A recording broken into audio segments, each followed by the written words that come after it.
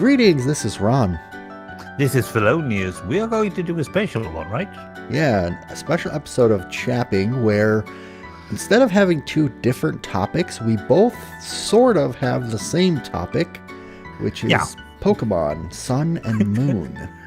Yep, the two latest games that came this fall, and we've both been playing them, and we have both been eager to talk about them. Yes, but we are using this. Yeah, we wanted to wait to talk about them until both of us completed the main story and got to kind of a settling point. So now we are about the same place in the games. Yeah, so this will be sort of different than our other Chapping episodes, but we'll go back to random topics next one. Don't you worry. Sure. So now, if you're not into this and you don't understand it, you can just wait for the next week. Okay. So which game did you buy, Sun or Moon, and why? Both. Okay. And why? Because I'm 60 years old. There's no way I'm going to get anyone to trade with me around here because my son isn't always available, and he was actually living somewhere else when we started to debate this. So I'm always buying both of them, and I'm playing both of them and have been bored by both of them. Yeah. I typically in the past games have, and I did this time, bought both, but one for me and one for my son. Yeah. Let him pick which one he wants. Usually it works out for me. This time I wanted Moon because I like the moon. He wanted Moon because it has a bat. So he got that one. I got the Sun, but I actually like the lion from Sun. Yeah. Anyway, so I'm okay. That's true. That's true. And well, I actually say that Moon felt better, even if it was mostly going around during night fighting stuff. But that was just a minor problem. Yeah. So if you're still listening, we're not going to really explain. we might spoil some of the story. First of all, we're not going to rate the game. We're not going to explain everything we mention or refer to. So we're assuming you've played it. You're somewhat familiar with Pokemon. We're just talking about it at our. And we should probably make clear that we are both been playing Pokemon since Red, Yellow, and Blue. Exactly. Or before I was goofing around with Pokemon before those even came out. Oh dear. Yeah, we had the cards as well. That's true. In fact, I'm pretty sure that the only reason I bought upgraded Game Boy back then, Game Boy Color, I think it was to play Pokemon. Yeah. So, yeah. Pokemon Yellow was for GBC, I think. Now, why did you want to get Sun and Moon? Was it from the story, from the Pokemon, from the game mechanics? What's your main sort of? First of all, I did know nothing. I tried to avoid any news, any flashbacks or any trailers or anything. My son was throwing things at me. Oh, look at this. Look the new Pokemon. Oh, they have shown everyone. I didn't want to see that. I wanted to try to be totally free from it. Now, why did I buy it? Because I have bought the other ones. Okay, so I didn't know anything about the story. Okay, because for me, I wanted to get it mainly for the new generation of Pokemon. I didn't expect the story to be really any different than past games. I heard that there were a lot more quality of life mechanics, making things simpler. That was good, but what I really wanted was just to catch them all. Yeah, because you actually had them all. Yeah, of the previous generations. Yeah. I try to keep a living Pokedex in my Pokebank, which means not just have seen or caught one of each, but actually have one of each stored in the cloud. Yes. 711, or what was it? 708? Something like that. Hoopla was the last one from the 6th generation. Yeah. And I didn't get that one. Now I think we're at, 822? Does that sound right? Yeah, something like that. It's 100 plus more. I will admit, so I actually have not caught them all, though. I caught as many as I could during the main storyline, and then I kind of got, I don't mean to say bored, but I I put it aside knowing that at any point I can go back and finish catching them all. Yeah, but there is one point. I'm trying to catch them all there is in the game. That is even the old ones. But you Yeah. tried only to get the new ones, right? Yeah, and in fact, this is one of the first things I'll mention that I didn't care for in the game is that while playing through the story of any new generation, I'm expecting that each route I go on, I'm going to see new Pokemon. Yeah. I tried to avoid spoilers like you. I did probably get spoiled on maybe a third of the Yeah. Pokemon before I got the game. Yeah. But I did feel like the number of old Pokemon compared to the number of new Pokemon was there was too many old ones that I encountered. And they were boring, by Yeah. the way. I think the most exciting one was Magnemite. Yeah, and again, I haven't gone past the main story and opened up like the ones that you get from scanning codes and all that kind of stuff. No. But I wanted to see more of the new ones along the way. So Yeah. I do think it was a good bit of lore for them to. They kept talking about how the Alolan Pokemon, those are the islands, how the Yes. Alolan Pokemon, started in Kanto and then came over and evolved. I liked how they connected everything back to Kanto. Yes. Oh yeah. They're talking about Kanto most of the time. Even Bill, the guy who made the Pokédex, they're bringing him in as well. Yeah, a lot of people from old games visiting. That was nice. Yeah. But so let's continue on. Let's talk about the Pokemon themselves first then. Yeah. Let's take the new ones. Let's take the starter ones. Which starter one did you take? All three, actually. Okay, good. Yeah. Well, the thing is, I have both games. So I started Sun, and then I got Poplio, I think it was. Okay. Oh, I need to open it up because I don't remember them. I didn't like them, so that's the reason. So you traded from one, and then you reset the game and started with the second, and then the third. So in Moon, I got Rowlet, and that I kept, and then I got Poplio from the first Sun, and then I restarted Sun and used Litten. Okay. I have done that in all the previous generations, except this one I did not. Okay. Because it took so long to get through the opening. I know. I said, you know what? I'm just going to breed this guy. Whatever I get, I'm going to get a Ditto. I'm going to breed it. And then I'm just going to trade for the starter that I'm missing. Yeah. So. I got them all now. I got all 9. But if I'm going to go back, there is only one of them that is any good. I don't like the cat, and I didn't like the. I don't know what I'm going to call the water guy. Oh, the seal puppy. The ghost owl was really cool, and it was really useful. Yeah, Rowlet. I like Rowlet. I like the guy with the bow, Decidueye. I don't care for the middle evolution. Dodrix, he was a quick one. I like his name, but I don't like his look. He looks like a millennial. Yeah, but when you care, when you try to get the information up, you can care for them. You can wipe them off and stuff. And they use a certain, let's call it a move or something, a pose. And I like Dartrix's move because he was really happy. But on the other hand, if you do the same to a little Pichu, you're going to see a very happy Pokemon. and the animation is very good. Okay, so actually I was going to stay on Pokemon, but you mentioned something that is interesting. I forgot what they call it, but after each battle, you have an option to comb your Pokemon, pet them, give them food. So it sounds like you did that quite a bit.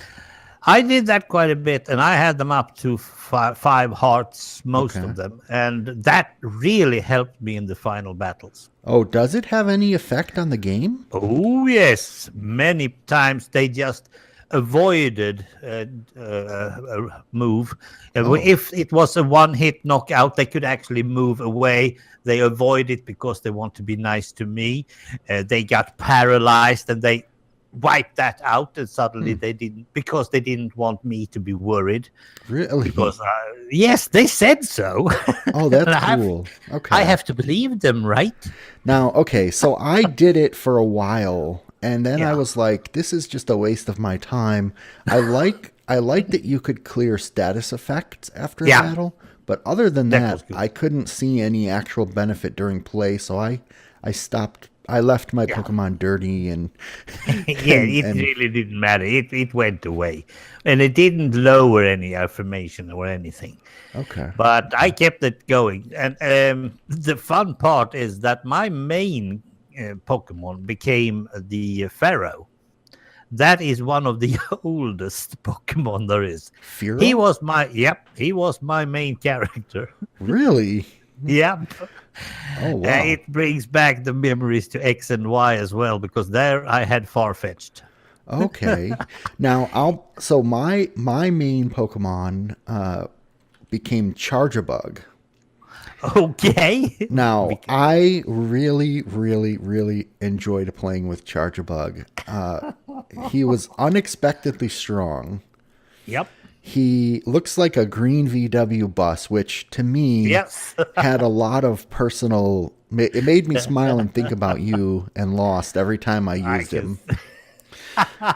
And his type mix, Electric Bug, Yep. I felt like made him really good. Like he was always one of my strongest on my team.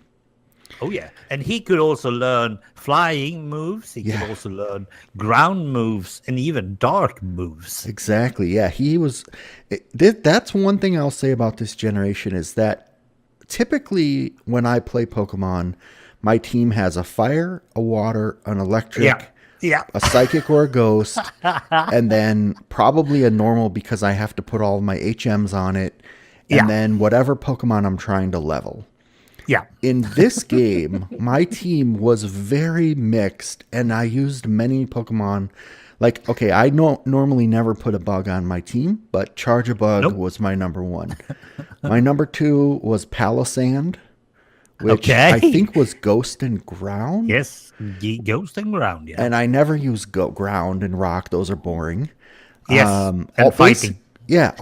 Basically, I forget what else I had in my team, to be honest, but basically all of my Pokemon were mixed types that I would never pair. Oh, I had Salazzle, which is Dark and Fire, I think. Yep. They were all mixed Pokemon. I didn't have any pure Pokemon, which No. it's very different than how I've ever played a past game. And you really need these mixes as well, because I had always a flying plus something. Yeah. So I had a flying team or a levitating team. Yeah. And you just get flying electric, or you get flying fire, or you get flying. I had flying on everything, and then I have only one type left. And that didn't work perfectly well, I can tell you that much. So Decidueye, who was this one of the starters, Yep. he was a ghost grass. Yeah. He wasn't actually flying. Yep. Yep. And he was most useful in this case because he was the double one. Yeah. And his razor leaf, oh dear, it really bent them all. Well, and I also had Toucanon on my team for quite a while. I enjoyed. Had that. Well, yeah, like the beak. I Rainbow. For some reason, I did not see that coming, that he was going to be a toucan, and I really just liked the look of him, even though it's probably closest to a normal animal in our world. Yeah, but he was pretty useless later on. So. Oh, really? Okay. Yes, if you compare them to the Fletchling and the other ones, he was useless. Yeah, I know Hawkminer is a big fan of the bird Pokemon in each season. So let's see, what else did we have? We had a lot of old. You said that, yeah. Yeah, And then we had this cutie fly that was irritating. Because you said something. You wanted to see new ones every scene you get to.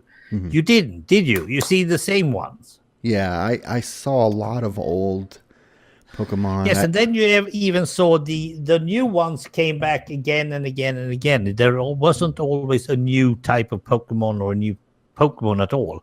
Yep. Yep. And well, that's another story. But they all most often showed up as helping hands. That is, the Pokemon had to call for them. Oh my goodness, that was the thing. Okay, of everything else I'm going to say negative about this game, and I, by the way, I listen to a lot of Pokemon podcasts, and this is a common complaint. The SOS or the helper system is the most annoying thing when you're trying to actually catch Pokemon.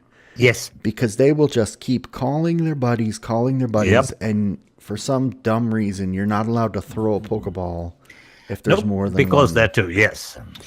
And that was, but it's totally okay when you have a level 70 and you're trying to fetch a level 10. Yeah. You can just wipe them out. And in my case, my Pharaoh also have false swipe. That means that it's 1 HP left on each one. So I can always make it stay there. And as soon as they start not calling for help, I catch them. Yeah. Yep. That was you're one going of to be so annoyed just trying to get one or two of the others. I believe. Well, and there were some areas, there weren't a lot of areas, but there were some areas where I think there was one particular cave where you would get a random battle like every few steps.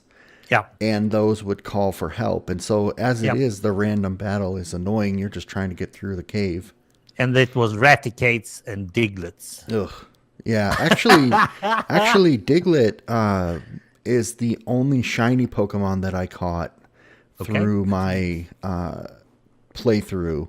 And it was an Alolan Diglett, so it had, the new yellow look, hair. but I think it had a blue nose. Okay. And I almost didn't realize it was a shiny because I wasn't paying attention. I was just, trying to get through that cave. And then I was like, my first shiny. Good. Did you come across any shinies? No, not at all. And I'm not going into that at all. Yeah. Right. Now, we have been debating already for 17 minutes. So let's move over from anything else from the new game besides the Pokemon. Yeah, I mean, mechanics-wise, I think I feel like they added a lot of nice quality of life, easier to navigate menu type things. Yes. And some of the menus went quicker. Yeah. I still think we get that forgotten what it's called when everyone on your team is getting up XP. Oh, XP share, yeah. Yeah, XP share. That is way too early and it's way too helpful. The last game also had X and Y also had it early.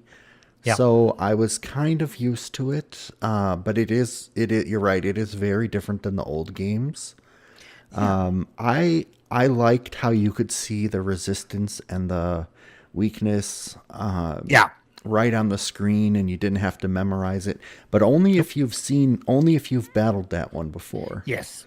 That was cool. And that has to do, if my son is correct, and he's been watching a lot of videos, it has to do that Pokemon needs to be even more child-friendly than it was before, because it were going really hard with White and Black. You had to really know your Pokemon games before you get into those ones. Yeah. And suddenly X and Y was easing it up. So, and that has to do that there was some other games that was threatening them and people were starting to play other stuff than Pokemon, and they have to lure them back again. Yeah. So it might has to do with that.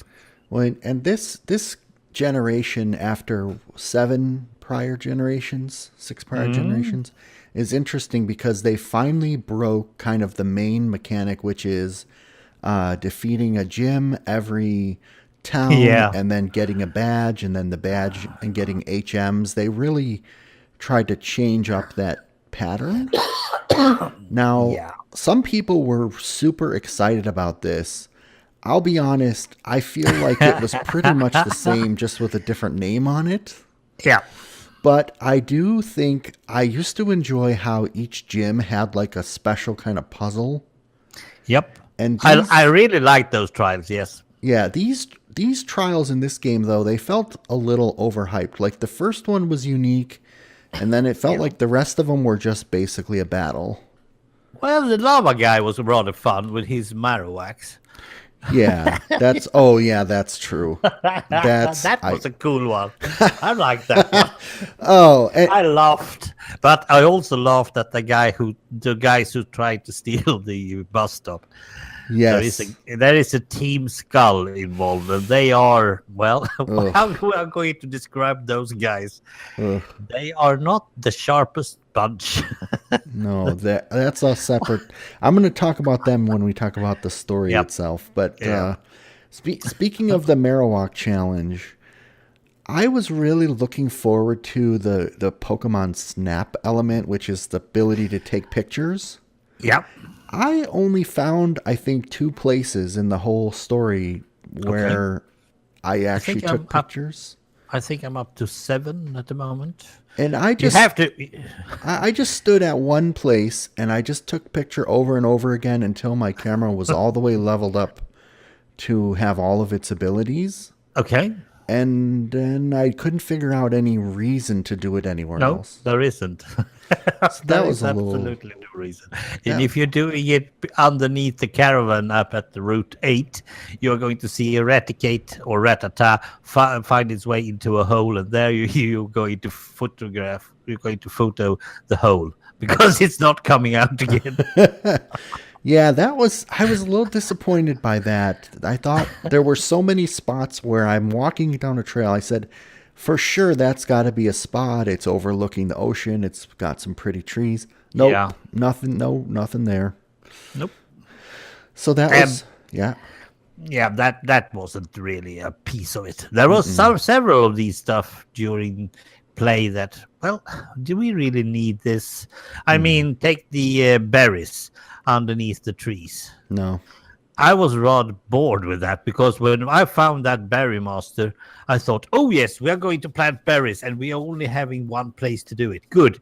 And then suddenly we were not going to do that either. Yeah, I completely agree. I was a little. I usually, honestly, I usually don't bother with the berries. Like, I will pick them when I come across them. Yeah, but I'll do it later on Yeah. the second or third run. I start to use the berries, and it's so easy to just have them at the same place. And if we are going to X and Y, comparing them, the berries is close to the egg run. That is, you're going to run back and forth to make the eggs go. You're doing that on a bike, so you don't have to run. Yeah. And it's outside the egg house, as you can see when you get a new egg, and you can also go down and fix the berries in the end of that one. So you had all the stuff you need to do on your third run when you're doing all the eggs. Yeah. We didn't have this time, sorry to say. Yeah, and speaking of riding your bike, in this version, you ride around on different Pokemon. Yeah. I thought it was cool, but I basically found myself always saying, okay, which one of these runs the fastest?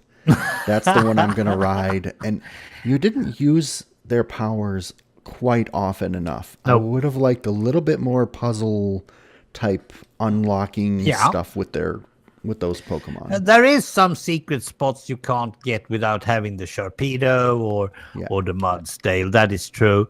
And you can't fish unless you sit on the Lapras. You can't use it on the Sharpedo. So there is some sort of, but mostly you just drive around your Charizard. Yeah, it'll be very, very interesting to see how, if they abandon these new concepts or if they bring them forward into the next game. Because they removed the HM, I think they are going to keep them away. So it's going to be more of the same. But I must say, this is going to be the last games that I play. Now my son has to take over. I'm bored with Pokemon. No. I can't believe I'm hearing this. Well, I'm saying this today, perhaps next time. No. Wow. Well, I mean, previous generations have introduced features that did not carry over, like the underground, like the secret bases, the Pokemon following you on the screen. I love that. Absolutely. And it seems like that this time there's one thing that didn't carry over, which I'm glad for, which is the Mega Pokemon. No, man. It's still there. It is there after you beat the game. You can start Yes. to get them, but it was not that By the important. way, there was something else during this one called the Z power. Eh, Did yes. you ever use those? I did use my Z move in almost every storyline battle, You're but kidding. but I honestly, it was actually, I felt like it was too much work to get the right Z move of the right type on the right character. It was Yeah. easier just to use their moves straight out. Yep. I haven't used one Z move, not one, on 2 games. I I like, it's fine. The animation is a little bit too long. It's better than Mega Oh yeah. because if you evolve your Pokemon, it should not devolve after the end of the battle. No. But the Z move was okay. I didn't really get into the whole character waving his arms around. And Didn't you do that while playing? no. No, that wasn't for me, but it was okay. It was something I could ignore for the most part. I did use it occasionally. It was Yeah. what was really nice is if there's a Pokemon that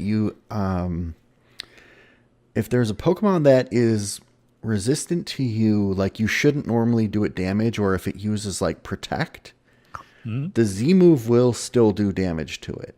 Yes. So that was nice.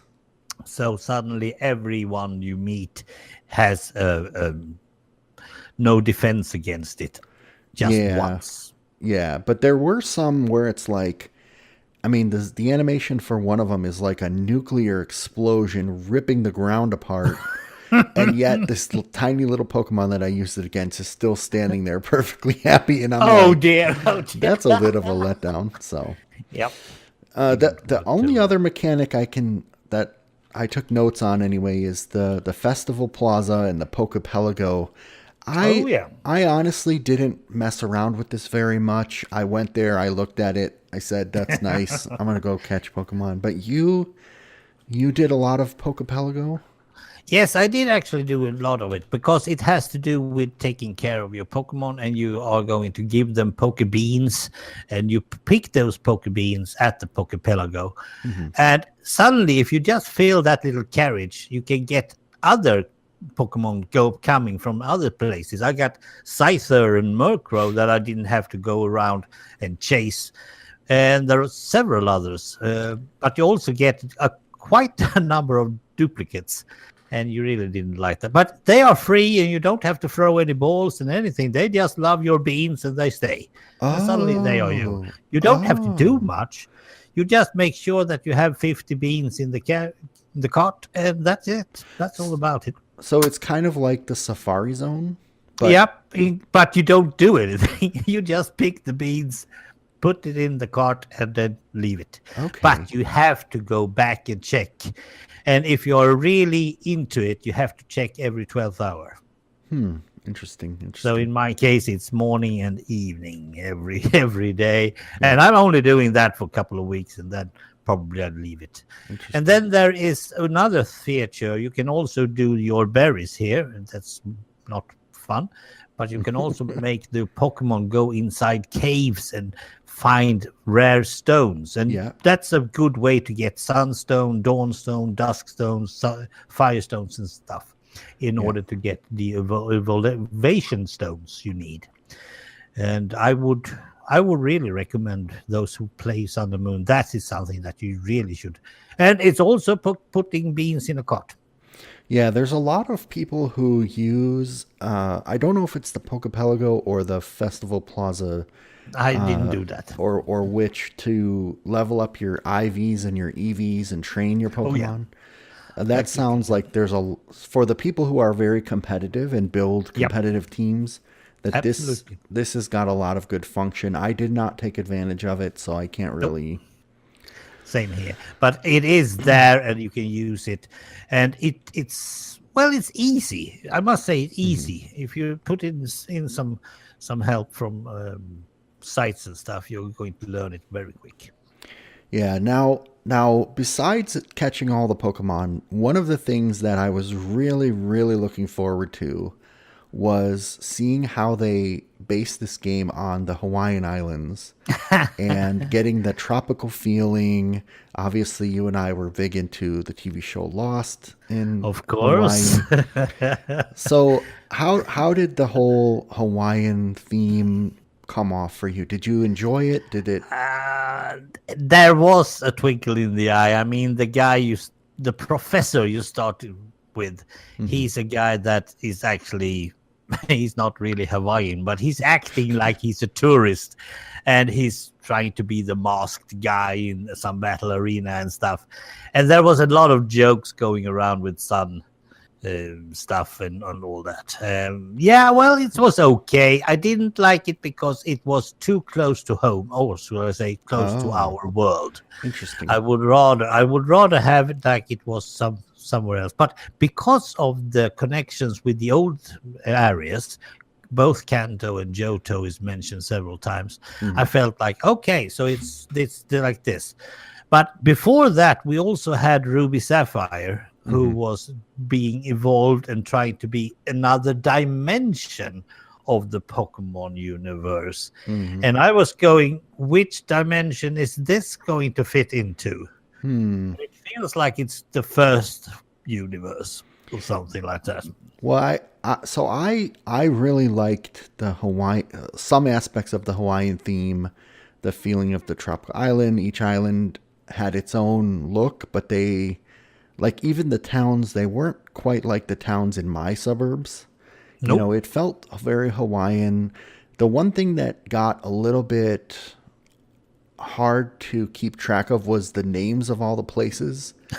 Like, you're not kidding. some and even the names of the Pokemon somehow were a bit too Hawaiian for me. Yeah. I feel like the typical play on words or like color names are for some reason easier for me. You mentioned the professor who is also a wrestler. I am not a fan of that luchador wrestling stuff. Nope. And so that didn't do anything for me. I did it one time, and that's it. Yeah. I and you mentioned the references again to Kanto.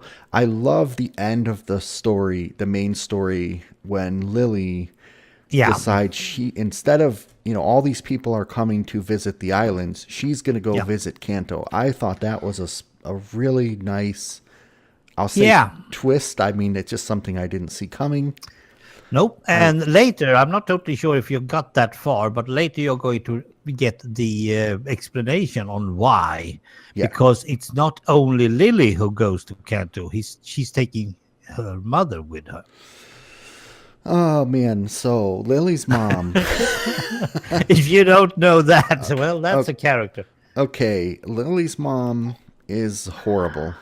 I mean, anyone who talks to their children that way does not deserve to be a human. Oh dear. That was really a low point for me. You also mentioned interdimensional stuff.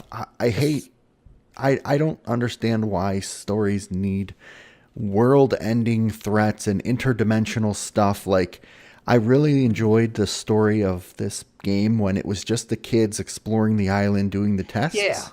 It didn't need the bigger stakes.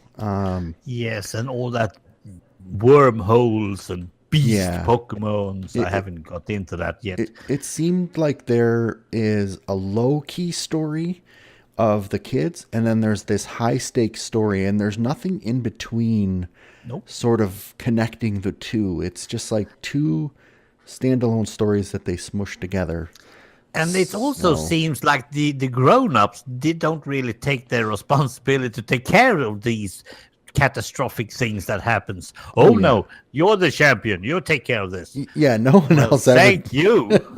No one no parent grown-ups in any Pokemon game or cartoon actually do anything. Nope. Like, I don't know what their jobs are. I don't know how they make a living. But And I still wait for the mother of our character to unpack the boxes. She hasn't done it yet. oh, so have you seen any of the episodes of the cartoon? Nope, nothing. I watched I'm way off the. I watched a couple of them, and from what I saw, they're very much going out of formula there as well.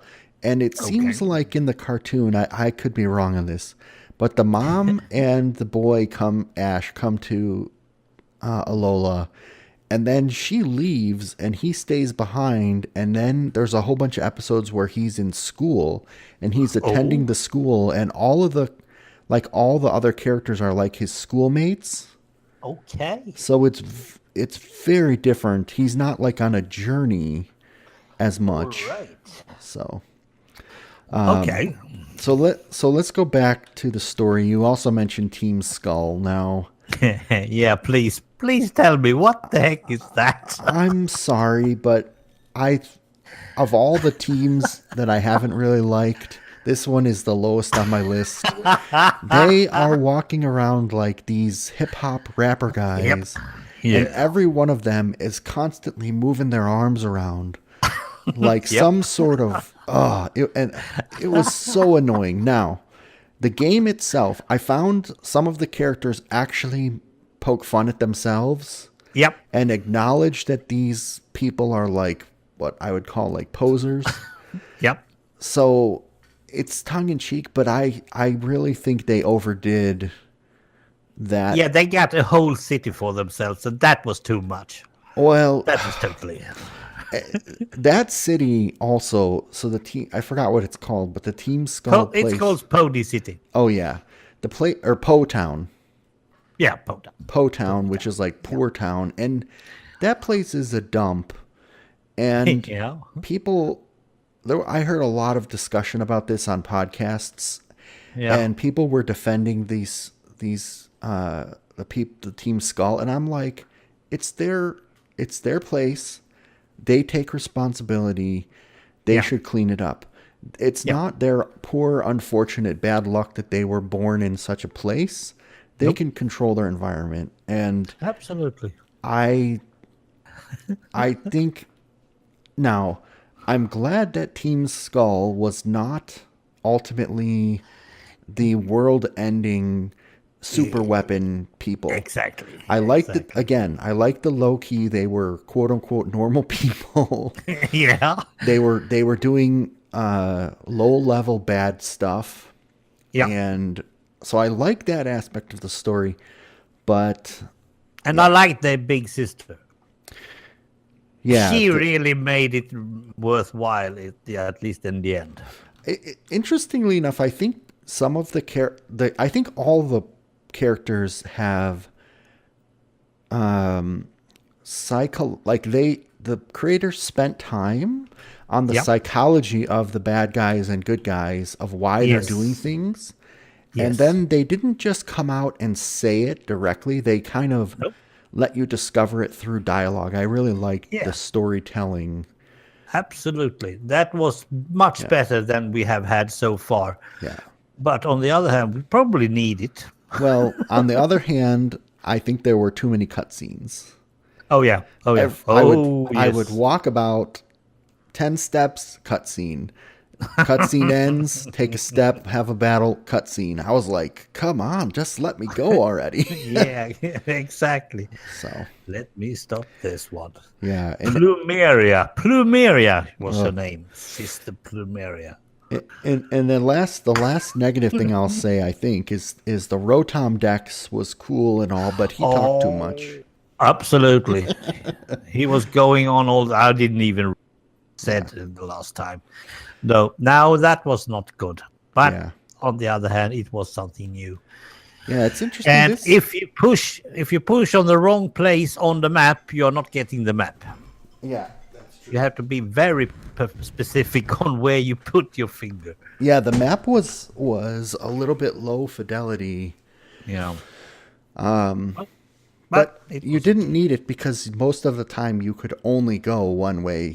it was pretty hard to get lost this time. Exactly, and that is something that I think is a good thing for most Pokemon games. Black and White. I did have some problems getting the right way there, but from the first ones, in my case, Red and Blue, I thought it was you just go and you couldn't go that way, then you have to go this way. Okay, I'll do that.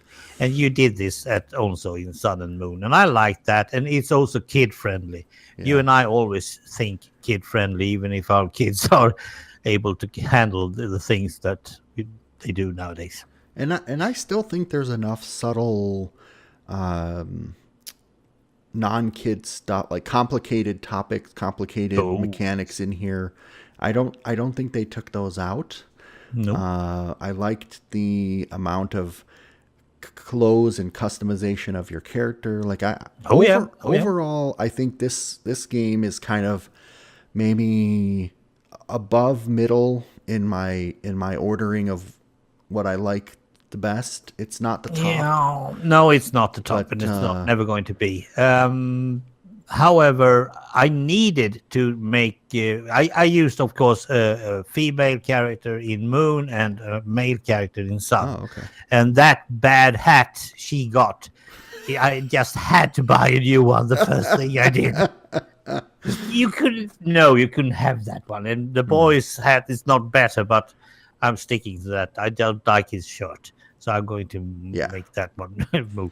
But that hat the lady got, the female character, that was too bad. And then I've upgraded her to some other clothes as well. Yeah, I spent a lot of time changing my guy's outfit, which I don't really. I mean, it's something you do once and then you leave it, but I thought of one other thing too, is the amount of money that you get in this game. I always had too much, way more than I ever needed. I never felt like I was, running low on potions or Pokeballs. No. So that was a slight. I think they slightly overbalanced that aspect. And then you can always go and toss some Pyukumuku at some place and get 20,000 more Pokéyen. So every day you can do that. Yeah, see, I did it. That's interesting too. I never went. So every game has always had like a daily something or other that you can go and repeat. Here's quests. Several. I didn't in this game. I did not go back and redo anything. I just plowed forward, got through the story, and I never really got knocked out. I never circled back for hidden stuff. I just was pretty streamlined for me. Yeah, but once you get the Machamp, you can get back to old places. And if you need to get the Bagoon or any others, you need to circle back. So I don't really know. It's up to you, but you're not putting any effort into the ones you already have. Right, only the Alolan ones, and that is in the near future for me. But I'm not in a hurry to do it. No, let me tell you that the Marini is rather hard to get. So good luck with that one. Well, I already do have one because I went to the GTS and I traded for its pre-evolution, and then I evolved into it. Okay, you're doing it that way. Yeah, I was just curious, like, okay, what's available on the GTS? I was looking through. I was like, oh, I'll take one of those and one of those and one of those. I haven't been there yet. Yeah, that and I almost always do wonder trades at the beginning of the game. Like, let's say if I catch a Rattata, I'm like, I don't care for Rattata. If I catch a Salamence Salamence, and then I catch a second one. Okay, let's throw that. It's a pretty cool one. Let's throw that in a wonder trade. So I fill up some slots pretty early on from wonder trades as well. Okay, and then those I haven't started that yet. Well, then they also gain XP faster because they're trades. So I don't usually wonder trade once I've gotten partway through the story, but at the very beginning I do it quite a bit and helps flush. I have no idea where you do it even. I haven't haven't checked that one out. That's like one of the things you go into the festival plaza and then you can get. Oh, Yeah, it's all the online stuff is through that menu. It's through there. oh crap! So. I don't like to be there. Well, I mean, like you don't have to go into the plaza. It's just in the same menu, and then the lower Yes. screen has. Yeah. Okay. So yeah, overall, I mean, I liked it. I like a lot of it, and there's some. Unfortunately, there's not been a Pokemon game that doesn't have something I don't like, but yeah, I'm ready It for is the next one. Pokemon. I mean, yeah, I should say the same, but this time I'm not. It's not a bad one. I mean, the worst one we have already played, and to be totally honest, good heavens. But still, it's a nice new version, and it's better, and we didn't have to buy a new Nintendo device. I'm totally fine with that. True, good point. Although Yeah. I will say it was laggy at a couple points. The frame rate slows down in some battles. Okay. I mean, I've heard everyone talk about this. I definitely saw it in battles where you use your Z move. It slows down Yeah. to like 5 frames per second. And, Yeah. Well, I didn't use them, so how can I know? so, I'm smarter than you. so any other burning topics on Sun and Moon? Otherwise, I think. No.